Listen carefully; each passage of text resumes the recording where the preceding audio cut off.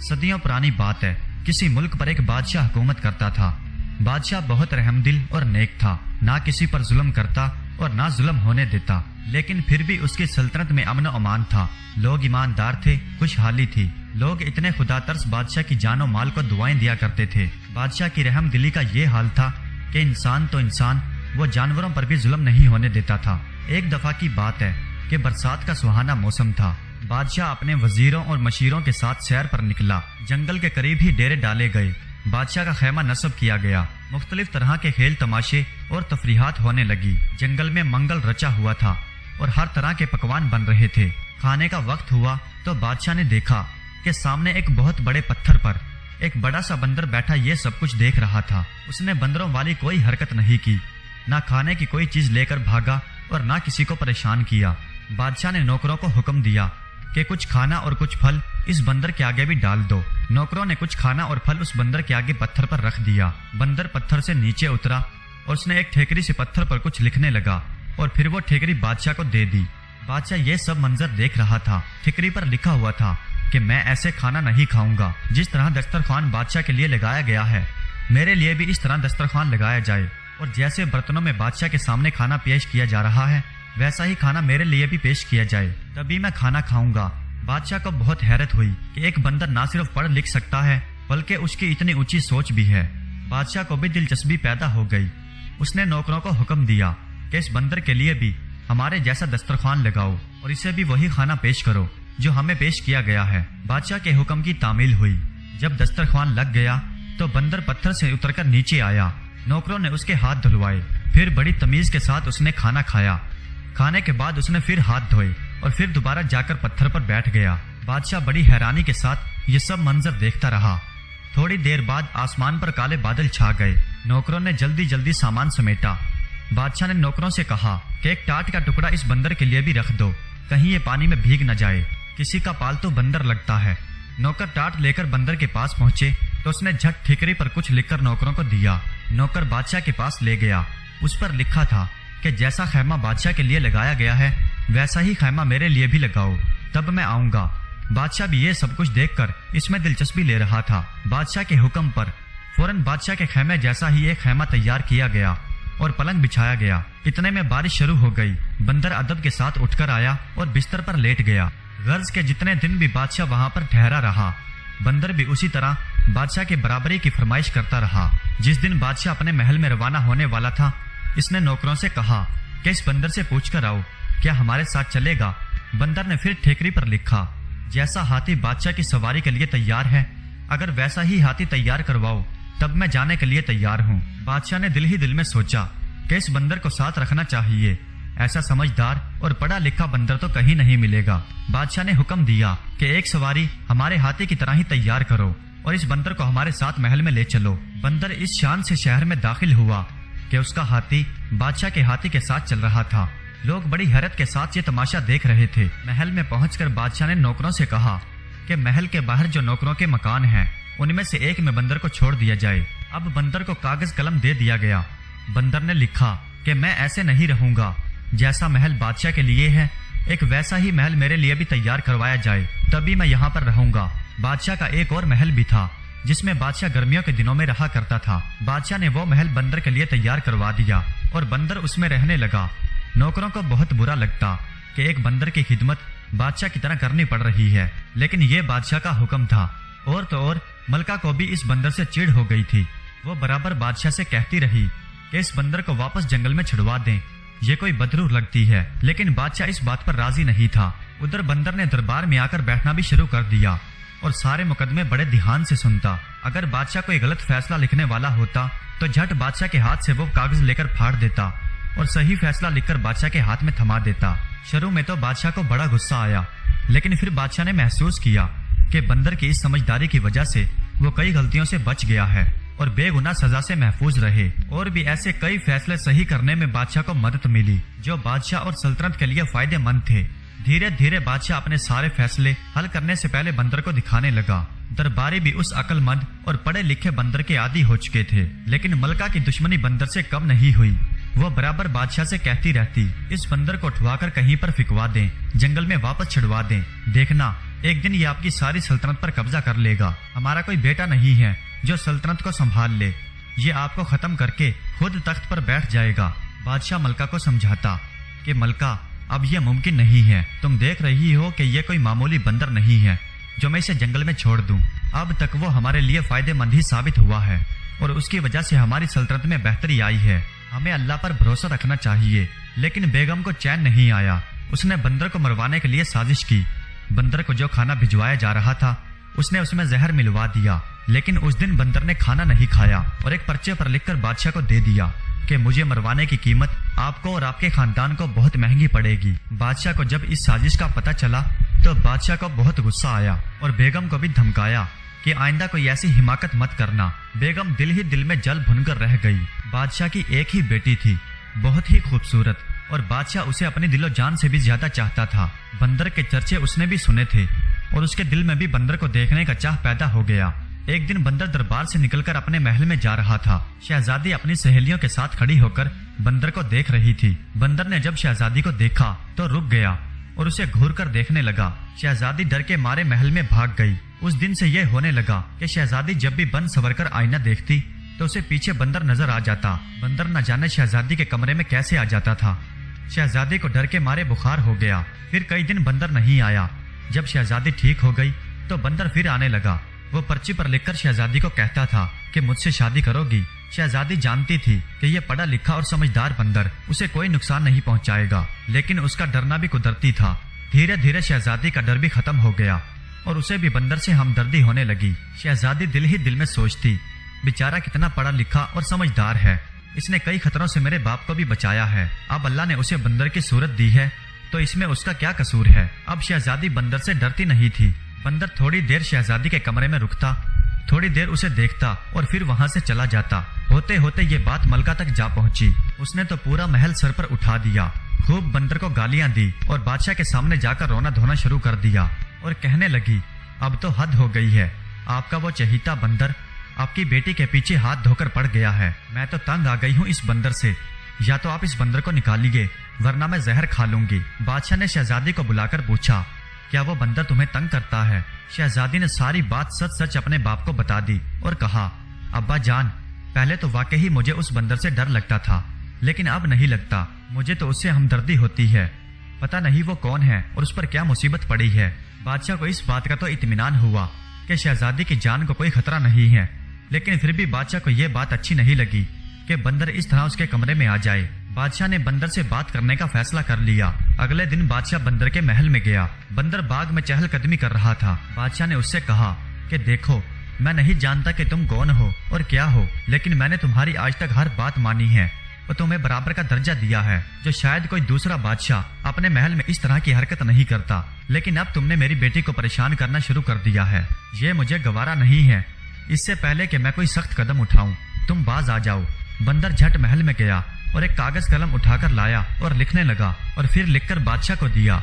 उस पर लिखा था कि मैं आपकी बेटी से शादी करना चाहता हूँ और मैं यकीन दिलाता हूँ कि आपकी बेटी को हमेशा खुश रखूंगा और उसे कभी कोई परेशानी नहीं होगी। बादशाह हक्का भक्का रह गया कि अपनी फूल सी शहजादी की शादी इस बंदर से कैसे हो सकती है। बादशाह ने साफ कह दिया कि मेरी जिंदगी में यह मुमकिन नहीं। बंदर ने बादशाह की कमर से तलवार निकाल ली और फिर कागज पर लिखने लगा कि अगर आपकी जिंदगी में यह मुमकिन नहीं है तो मरने के लिए तैयार हो जाइए। आपको मार कर मैं आपकी बेटी से शादी कर लूंगा। आप मेरे मोहसन हैं।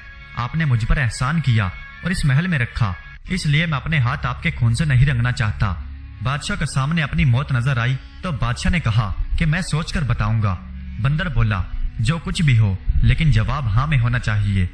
बादशाह अपने महल में वापस आ गया। बादशाह सख्त परेशान था।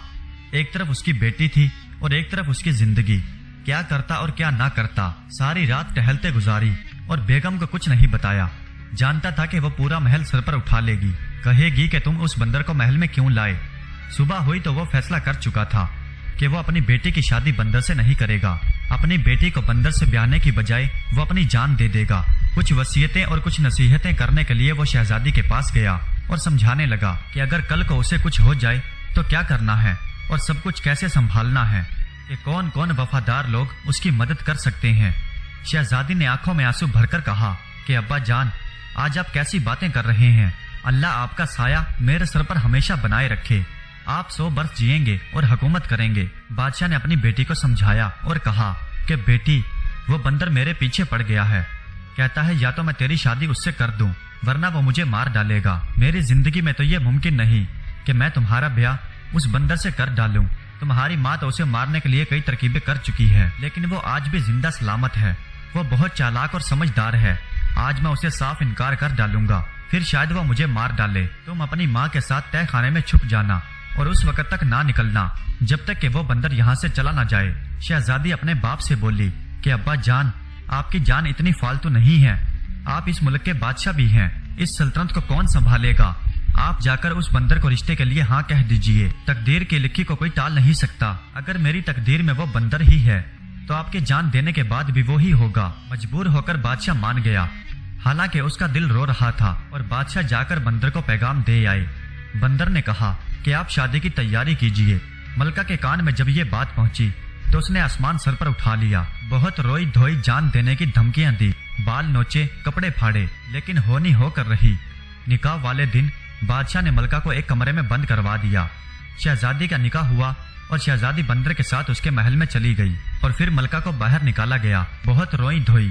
لیکن اگلے دن جب شہزادی محل میں آئی تو بہت خوش تھی۔ ملکہ نے اسے گلے لگا کر رونے کا ارادہ کیا، لیکن شہزادی نے کہا کہ اماں، اب رونے کا کوئی فائدہ نہیں، جو میری قسمت میں لکھا تھا وہ ہو گیا۔ ملکہ بہت حیران ہوئی اور بولی تو اس بندر کے ساتھ خوش ہے؟ شہزادی نے جواب دیا ہاں میں خوش ہوں، اب رونا دھونا بند کر دو۔ شہزادی دن میں اپنے باپ کے محل میں رہتی اور رات کو اپنے محل میں چلی جاتی۔ خوشی اور اطمینان سے اس کا انگ انگ پھوٹ پڑتا تھا۔ بیٹی کو خوش دیکھ کر بادشاہ کو بھی تسلی ہو گئی، لیکن ملکہ کو یہ بات ہضم نہیں ہو رہی تھی کہ ان کی بیٹی بندر کے ساتھ کیسے خوش ہے۔ ایک دن ملکہ نے سارے معاملے کی چھان بین کرنے کی کوشش کی۔ اس نے ایک نوکرانی کی چادر اوڑھی اور بندر کے محل کی طرف چل پڑی۔ عام طور پر بندر اپنے محل کا دروازہ اندر سے بند کر لیتا تھا اور سارے نوکروں کو چھٹی دے دیتا تھا، لیکن اس دن اتفاق سے نہ جانے کیسے دروازہ کھلا رہ گیا۔ ملکہ چپکے سے اندر گھس گئی۔ شہزادی کی خوابگاہ کا دروازہ اندر سے بند تھا۔ اندر سے کسی کی باتیں کرنے کی آوازیں آ رہی تھی، اندر کسی مرد کی آواز بھی تھی۔ ملکہ نے مارے حیرت کے تالے کے سوراخ کے اندر سے جھانکنا شروع کر دیا۔ اندر مسیری پر شہزادی کے ساتھ ایک بہت ہی خوبصورت نوجوان شہزادوں کی طرح بیٹھا تھا اور دونوں ہنس ہنس کر آپس میں باتیں کر رہے تھے۔ ملکہ نے جب یہ دیکھا تو وہ سارا معاملہ سمجھ گئی کہ اس کی بیٹی اتنے خوش کیوں رہتی ہے۔ جب وہ واپس جانے کے لیے پلٹی تو اس کی نظر بندر کی موٹی سی کھال پر پڑی۔ پھر وہ سوچنے لگی، جب یہ اتنا خوبصورت نوجوان ہے تو یہ بندر کی کھال کیوں پہرے رہتا ہے؟ اگر میں اسے جلا دوں تو پھر کبھی یہ بندر نہیں بن سکے گا۔ یہ سوچ کر وہ اس کھال کو اٹھا لائی اور اس بندر کی کھال کو آگ لگا دی۔ ادھر بندر کی کھال کو آگ لگی اور ادھر شہزادہ بھی جلنے لگا۔ جلا رے مرا رے بچاؤ بچاؤ، شہزادہ یہ کہتا ہوا اٹھ کر بھاگا اور غائب ہو گیا۔ حیران پریشان شہزادی محل میں پہنچی تو اس نے دیکھا کہ کھال جل رہی ہے۔ اس نے جلدی جلدی پانی گیر کر آگ کو بجھانا شروع کیا۔ دیکھا کہ یہ سب کچھ اس کی ماں نے کیا ہے۔ وہ کہنے لگی، ہائے اماں جان، یہ کیا کیا؟ میرا سہاگ اجاڑ دیا، کیا دشمنی تھی تمہاری اس سے؟ ملکہ کہنے لگی، مجھے کیا پتا، میں نے تو سوچا کہ نہ یہ موٹی کھال رہے گی اور نہ وہ لڑکا اسے پہنے گا۔ شہزادی کا روتے روتے برا حال ہو گیا اور کہنے لگی کہ اماں، کتنی بار کہا کہ مجھے میرے حال پر چھوڑ دیں، میری تقدیر پر چھوڑ دیں، لیکن آپ کو بھی چین نہیں تھا۔ اب ٹھنڈک پڑ گئی آپ کے من میں۔ اماں جان حیران ہو کر رہ گئی اور پھر خاموشی سے بیٹھ گئی۔ بادشاہ کو خبر ملی تو اس نے دور دور گھوڑے دوڑائے کہ جا کر اس نوجوان کو ڈھونڈ کر لاؤ، لیکن اس نوجوان بندر کی کہیں خبر نہ ملی۔ شہزادی کی تو حالت دیکھی بھی نہیں جاتی تھی، سونک کر کاٹا ہو چکی تھی، نہ ہنستی تھی نہ بولتی تھی۔ پھر کچھ دن ایسے ہی گزر گئے۔ پھر شہزادی جوگن کے کپڑے پہن کر اس شہزادے کی تلاش میں نکل کھڑی ہوئی۔ جنگل جنگل صحرا صحرا ڈھونڈتی پھرتی، پیروں میں چھالے پڑ گئے، رنگ روپ کالا پڑ گیا۔ ایک رات جنگل میں ایک پیڑ کے نیچے بیٹھی تھی اور اس پیڑ کے اوپر ایک چکور اور ایک چکورنی بیٹھے تھے۔ چکور ایک خوبصورت پرندہ ہوتا ہے جس کی چونچ اور پنجے سرخ رنگ کے اور اوپر کا حصہ سیاہ اور پیٹ کا رنگ سفیدی مائل ہوتا ہے۔ وہ دونوں خوبصورت پرندے اسی پیڑ پر بیٹھے ہوئے تھے۔ چکوری نے چکور سے پوچھا، کیا بات ہے چکورے، تم اتنے اداس کیوں ہو؟ چکورے نے چکوری کو جواب دیا، کیا بتاؤں، یہاں سے پورب کی طرف ایک شہر ہے، میں وہاں کے شہزادے کے لیے پریشان ہوں۔ اس کے جسم پر بڑے بڑے داغ پڑے ہوئے ہیں، نہ سو سکتا ہے بیچارہ، نہ جاگ سکتا ہے۔ سارے حکیم طبیبی جواب دے چکے ہیں، کسی چیز سے کوئی فائدہ نہیں ہوتا۔ چکوری نے چکورے سے پوچھا کہ آخر اس کے ساتھ ایسا ہوا کیسے؟ پھر چکورے نے بتایا کہ کسی ظالم نے شہزادے کو جلا کر مارنے کی کوشش کی تھی، لیکن شہزادے کی کسی طرح سے جان تو بچ گئی، لیکن ان کا بہت برا حال ہے۔ پھر چکوری نے پوچھا کیا ان کی حالت کا کوئی علاج نہیں ہے؟ چکورے نے جواب دیا کہ علاج تو ہے کہ اگر کوئی ہماری بیٹے اکٹھی کر لیں اور سندل کے ساتھ ملا کر 40 دن تک اس کے جسم پر لگاتا رہے تو اس کے زخم فوراً بھر جائیں گے۔ شہزادی سمجھ گئی کہ یہ اسی شہزادے کی بات کر رہے ہیں۔ وہ دونوں پرندے تو صبح ہوتے ہی اڑ گئے اور شہزادی نے پیڑ کے نیچے پڑی ہوئی ان کی بیٹیاں اکٹھی کر لیں۔ ایک طبیب کا بھیس بدلا اور پورب کی طرف چل پڑی۔ تھوڑی دور چلنے کے بعد اسے ایک بہت ہی شاندار شہر نظر آیا۔ شہر بڑا خوبصورت تھا، لیکن وہاں کی ہر چیز پر اداسی چھائی ہوئی تھی۔ لوگ خاموش اور غم زدہ اپنے اپنے کام ادا کر رہے تھے۔ شہزادی نے جس کسی سے بھی وجہ پوچھی تو اس نے یہی کہا کہ ہمارے شہزادے کا بہت برا حال ہے، یعنی وہ موت کے قریب ہے۔ شہزادی نے بازار سے سندل خریدا اور دوسرا ضرورت کا سامان بھی لے لیا اور بادشاہ کے محل میں جا پہنچی۔ سپاہیوں سے کہا کہ بادشاہ سے جا کر کہو کہ شمالیہ کی پہاڑیوں سے ایک طبیب آئے ہیں اور وہ شہزادے کا علاج کرنا چاہتے ہیں۔ سپاہی دوڑا ہوا گیا اور بادشاہ کو خبر سنائی۔ بادشاہ اس قدر پریشان ہو چکا تھا کہ جو کوئی بھی شہزادے کا علاج کرنے کے لیے دعویٰ کرتا اسے فوراً بلا لیتا۔ بادشاہ نے اس طبیب کو بھی بلا لیا۔ طبیب کی نو عمری دیکھ کر بادشاہ کو شک ہوا کہ یہ کم عمر طبیب کیا شہزادے کا علاج کرے گا۔ پھر بھی اس نے پوچھا کہ بھائی تم کیا کر لو گے؟ یہاں تو بڑے بڑے طبیب بھی ہار مان چکے ہیں، اب تو دعاؤں کا ہی سہارا ہے۔ شہزادی بادشاہ کی بات سن کر بولی حضور اگر 40 دنوں کے اندر شہزادے ٹھیک نہ ہوئے تو جو چور کی سزا وہ میری سزا۔ بادشاہ فوراً راضی ہو گیا۔ شہزادی نے بادشاہ سے کہا کہ مجھے شہزادے کے کمرے کے ساتھ ایک کمرہ دے دیا جائے تاکہ میں دن رات اس کی دیکھ بھال کر سکوں۔ بادشاہ کے حکم کے مطابق شہزادی کو ایک کمرہ دے دیا گیا۔ جب وہ شہزادے کے پاس پہنچی تو شہزادے کی حالت دیکھ کر اس کا دل رونے لگا۔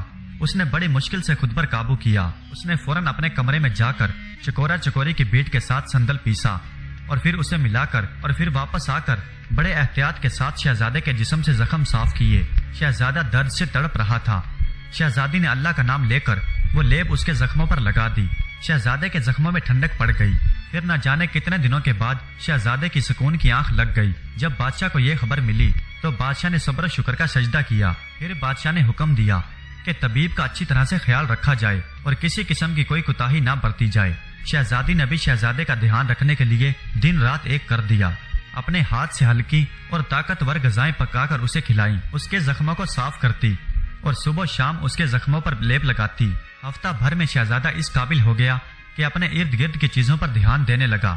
پگڑی اور داڑھی میں یہ طبیب کچھ جانا پہچانا لگتا تھا، لیکن شہزادے کو یاد نہیں آیا کہ اسے کہاں دیکھا تھا، کیونکہ طبیب اس کے سامنے بات بھی کم کرتا تھا۔ مہینہ بھر میں شہزادے کے زخم بھر گئے، لیکن ابھی بھی کھال کچی تھی اور چکورا چکوری نے بھی 40 دن کے علاج کی بات کی تھی اور شہزادی اس کے زخموں پر صبح شام مرہم لگاتی رہی۔ شہزادہ بھی اس کی خدمت دیکھ کر بہت متاثر تھا اور بادشاہ نے بھی اسے بھاری انعام دینے کا فیصلہ کر رکھا تھا۔ لیکن ہوا یہ کہ 40ویں دن شہزادی شہزادے کے جسم پر مرہم لگا کر کسی سے بتائے بغیر محل سے نکل گئی اور سیدھی وہاں سے اپنے محل کی طرف نکل گئی۔ لیکن ہاں، اس نے جاتے وقت شہزادے سے شہزادے کی انگوٹھی مانگ لی تھی، لیکن شہزادے کو یہ پتا نہیں تھا کہ وہ طبیب یہاں سے چلا جائے گا۔ ادھر محل میں شہزادے کے ٹھیک ہو جانے کی خوشی میں جشن کی تیاریاں کی جا رہی تھی۔ شہزادہ پریشان تھا اور بادشاہ حیران تھا کہ وہ کیسا آدمی تھا کہ ایک پیسہ اجرت کا لیے بغیر یہاں سے چلا گیا، نہ کسی انعام کا تقاضا کیا۔ انہیں یقین ہو گیا کہ وہ ضرور اللہ کا بھیجا ہوا فرشتہ تھا جو شہزادے کو صحت اور نئی زندگی دینے آیا تھا۔ مکمل طور پر ٹھیک ہو جانے کے بعد شہزادے کو اپنی نئی نویلی بیوی کی یاد آئی۔ ابھی ان کی شادی کو تھوڑے ہی دن ہوئے تھے کہ یہ مصیبت آن پڑی تھی۔ وہ جانتا تھا کہ اس کی اس حالت کی ذمہ دار اس کی ساس تھی، لیکن پھر بھی اس نے یہ بات کسی کو نہیں بتائی تھی۔ ایک دن وہ اپنے باپ سے اجازت لے کر شکار کے بہانے محل سے نکل آیا اور اپنے سسرال پہنچ گیا۔ اس نے شاہی لباس پہن رکھا تھا اور اس کے ساتھ نوکروں کا ایک دستہ بھی تھا۔ سپاہیوں نے بڑے احترام کے ساتھ اسے محل میں بٹھایا اور بادشاہ کو خبر دی۔ بادشاہ وقت سے پہلے بیٹی کے غم میں بوڑھا ہو چکا تھا۔ مہمان نے کھڑے ہو کر بادشاہ کو تعظیم دی۔ بادشاہ نے شہزادے سے کہا کہ بیٹا تم کہاں کے شہزادے ہو؟ میں نے تمہیں پہچانا نہیں۔ شہزادہ بولا کہ آپ بھلے مجھے نہ جانتے ہوں، لیکن میں اپنے محسن کو کیسے بھول سکتا ہوں؟ میں وہی بندر ہوں جس کے ساتھ آپ نے اپنی بیٹی کی شادی کی تھی۔ بادشاہ اس خوبصورت نوجوان کو دیکھتے کا دیکھتا رہ گیا، کہاں وہ بندر اور کہاں یہ شہزادہ۔ لیکن اس نے حیرت اور خوشی کے ساتھ پوچھا یہ کیسے ممکن ہے؟ شہزادے نے کہا کہ میں اپنی کہانی آپ کو بعد میں سناؤں گا، پہلے مجھے بتاؤ کیا میں اپنی دلہن سے مل سکتا ہوں؟ بادشاہ نے کہا कि अब भी वो उसी महल में रहती है जहाँ तुम रहते थे, तुम वहाँ पर जा सकते हो। शहजादा बादशाह को गमज़दा और परेशान छोड़कर महल में पहुँच गया। देखा कि शहजादी गम की तस्वीर बनी बैठी है, जुल्फे परेशान हैं, फूल सा चेहरा मुरझा गया है और रो रो कर आंखों में स्याह हल्के पड़ गए हैं। शहजादे को अपने सामने खड़ा देखा तो उसे यकीन ही न आया। शहजादे ने कहा कि हाँ शहजादी, तुम्हारी मोहब्बत मुझे खींच लाई, लेकिन तुम्हारी माँ ने तो मुझे मारने में कोई कसर न छोड़ी थी। मेरा सारा जिस्म बड़े बड़े जख्मों से भर गया था, मेरे जिंदा बचने की भी कोई उम्मीद न बची थी। शहजादी ने पूछा, फिर आप ठीक कैसे हुए? शहजादे ने कहा कि अल्लाह का भेजा हुआ एक फरिश्ता तबीब के भेष में आया, 40 दिनों तक मेरे जिस्म पर मरहम लगाया और मेरी ऐसी खिदमत की कि कोई किसी की ऐसे खिदमत नहीं करता। शहजादी ने पूछा, तब तो आपने उसे बहुत सारा इनाम भी दिया होगा? शहजादा बोला, नहीं, हैरत की बात तो यही है कि उसने कोई इनाम नहीं लिया और बगैर किसी को बताए वहां से खामोशी के साथ गायब हो गया। शहजादी ने फिर अंगूठी दिखाते हुए पूछा, क्या वो अंगूठी यही है? शहजादा बोला, हाँ यही अंगूठी है, लेकिन ये तुम्हारे पास कहाँ से आई? फिर शहजादी ने कहा कि वो तबीब मैं ही तो थी। फिर शहजादी ने सारी दास्तान कह सुनाई और फिर शहजादे को वो तबीब के कपड़े दिखाए जो वो पहना करती थी। शहजादे ने जब ये सुना तो उसकी खुशी की इंतहा न रही और कहा कि मैं कितना खुश नसीब हूँ जो मुझे तुम्हारी जैसी दुल्हन मिली। माँ ने जान लेना चाही थी और बेटी ने तो जान बख्श दी। शहजादी ने कहा कि जान लेना और बख्शना तो अल्लाह के अख्तियार में होता है। मेरी माँ भी आपकी दुश्मन नहीं थी। उन्होंने सोचा कि अगर वो बंदर की खाल जला दे तो आप हमेशा इंसान बने रहेंगे। अब उन्हें इस बात का क्या पता था, गलती तो आपकी भी है। कम अज कम आप मुझे तो बता सकते थे कि आपके बंदर बने रहने के पीछे वजह क्या है, तो मैं जान से ज्यादा उस खाल की हिफाजत करती। शहजादे ने कहा कि मुझे इस बात का मौका ही नहीं मिला। हमारी शादी को अभी दिन ही कितने हुए थे। सोचा था कि इत्मीनान से तुम्हें बताऊंगा कि ये मुसीबत आ गई। दरअसल ये बड़ी लंबी दास्तान है। शहजादी ने कहा कि आप बता दीजिए। फिर शहजादे ने कहना शुरू किया, ये तो तुम जान चुकी हो कि मेरा बाप भी एक बादशाह है और मैं एक शहजादा हूँ। मेरा शहजादगी का वक्त बड़ी ऐशो आराम और शिकार करते हुए गुजरता था। तकरीबन साल पहले की बात है। मैं अपने मुसाहिबों के साथ जंगल में शिकार करने के लिए निकला। मुझे जंगल में बहुत ही खूबसूरत हिरन दिखाई दिया। मैंने ताक कर तीर चलाया, लेकिन वो नजरों से ओझल हो गया। मैंने उसका पीछा किया तो मैं अपने साथियों से बिछड़ गया और बहुत दूर निकल आया। मैंने देखा कि एक चश्मे के करीब एक बुजुर्ग आदमी बैठे हैं और उनके पास एक 10-12 साल का लड़का जमीन पर लेटा है जिसकी टांग से खून बह रहा है। उसके करीब ही मेरा तीर पड़ा था। वो लड़के के जख्म को धोते जा रहे थे और रोते रोते उस लड़के को बद्दुआएं देते जा रहे थे जिसने ये तीर मारा था। मुझे देखते ही बोले, तुम आदमी हो या बंदर? तमीज तहजीब छू कर नहीं गया तुम्हें? उनके कहने की देर थी कि मैं बंदर में बदल गया। उन्होंने कहा कि जा जंगल जंगल भटकता फिर, कोई ठिकाना नहीं मिलेगा तुझे। मैं उनकी बद्दुआ से और अपनी इस हालत से बहुत परेशान था। मैंने फौरन उन बुजुर्ग के पैर पकड़ लिए और रोकर उनसे माफी मांगने लगा। मुझे रोता हुआ देखकर उस लड़के को मुझ पर रहम आ गया। उसने उन बुजुर्ग से कहा कि दादा जान, जब कोई अपनी गलती की माफी मांग ले तो उसे माफ कर देना चाहिए। यह भी शर्मिंदा है, इसे माफ कर दीजिए और दोबारा इंसान बना दीजिए। लड़के ने जब इसरार किया तो वो बुजुर्ग बोले, देख इससे सीख, तूने इसको जख्मी किया लेकिन इसने माफ कर दिया और फिर भी तुम्हारा भला चाह रहा है। खैर मैं अपनी बद्दुआ तो वापस नहीं ले सकता, लेकिन इसे कम कर सकता हूँ। जब कोई खूबसूरत लड़की तुझसे शादी करने के लिए तैयार हो जाएगी तब तू अपनी असल हालत में आ जाएगा, और अगर साल भर में तेरी शादी हो गई तो सिर्फ तू अपनी बीवी के सामने इंसान की शक्ल में आ सकेगा। लाचार होकर मैं वहाँ से वापस आ गया। अब मेरा वहाँ कोई ठिकाना नहीं था, अपने घर लौट नहीं सकता था। 6 माह मैं जंगल में भटकता रहा। फिर एक दिन तुम्हारे वालिद वहाँ शिकार करने के लिए आए। उन्होंने मुझ पर एहसान किया, मुझे अपने साथ ले आए और मेरी सारी ख्वाहिश पूरी की। तुम्हें मुझसे हमदर्दी हुई और अपने बाप की जान बचाने के लिए मुझसे शादी कर ली। बाकी हाल तुम्हें मालूम है। जब तुम्हारी माँ ने उस खाल में आग लगाई थी तो उस बद्दुआ की मुद्दत पूरी होने में थोड़े ही दिन बाकी थे। अभी शहजादा अपनी बात सुना ही रहा था कि वहाँ पर बादशाह और मलका भी आ गए। मलका ने शहजादे को देखा तो उनसे माफी मांगी। बादशाह ने शहजादे से कहा कि शहजादे हमारा कोई बेटा नहीं है, अब तुम ही हमारे बेटे हो और अब तुम ही सल्तनत को संभालो। शहजादे ने कहा कि अभी तो मेरे वालिदैन मेरा इंतजार कर रहे हैं, मैं उनके पास अपनी दुल्हन को लेकर जाऊंगा, फिर मैं वादा करता हूँ कि आपका हाथ बटाने के लिए आता रहूंगा। बादशाह ने अपने दामाद को अपनी बेटी के साथ धूमधाम के साथ रवाना किया और फिर दोनों खानदान खुशो खुरम अपनी जिंदगी गुजारने लगे। प्यारे दोस्तों, उम्मीद करता हूँ कि आज की ये वीडियो आपको पसंद आई होगी। अगर वीडियो अच्छी लगी हो तो कमेंट्स में अपनी राय का इजहार जरूर कीजिएगा। ہمارے چینل کو سبسکرائب کر دیجیے گا۔ ویڈیو دیکھنے کا بہت بہت شکریہ۔